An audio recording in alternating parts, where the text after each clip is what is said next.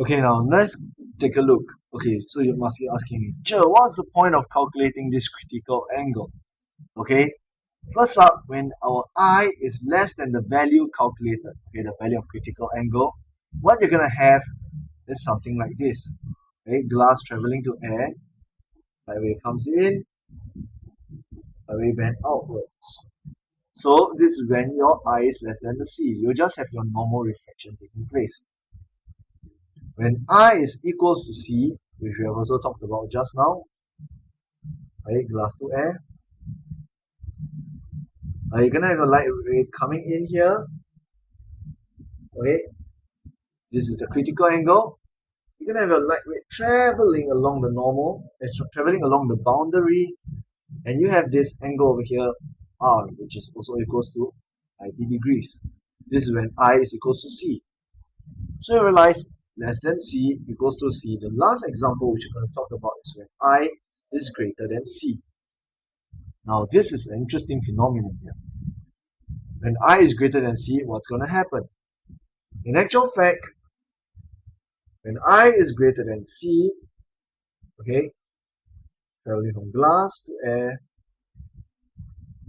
in the end, light is not going to pass through the medium, light is not going to traveling along the boundary, instead light is going to be reflected.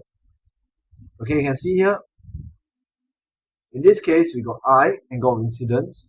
And once again, we got R, but this R is the angle of reflection. Okay, angle of reflection. So you can see here, it doesn't pass through, instead reflection takes place. Okay, so this is for I greater than C. This type of reflection, okay, which is the extreme type of reflection, is what we call your total internal reflection. Right, total internal reflection. So the light ray comes in, it doesn't passes through at all, it will be reflected. So this term is called total internal reflection. Okay, so this is the key point here. When the angle of incidence is greater, okay, than the critical angle, this thing takes place. Total internal reflection. You must remember, because every time when questions are set that ask you to calculate the critical angle, okay, most probably the lead up to that question would be to ask you whether total internal reflection will take place.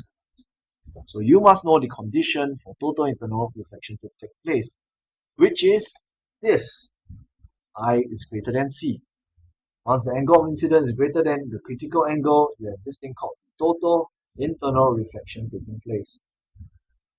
Okay, so just remember all the things you have learned about reflection so far. So refraction, we covered about the bending in, bending out. We talk about the refractive index. We talk about the critical angle. And lastly, we talk about the total internal reflection.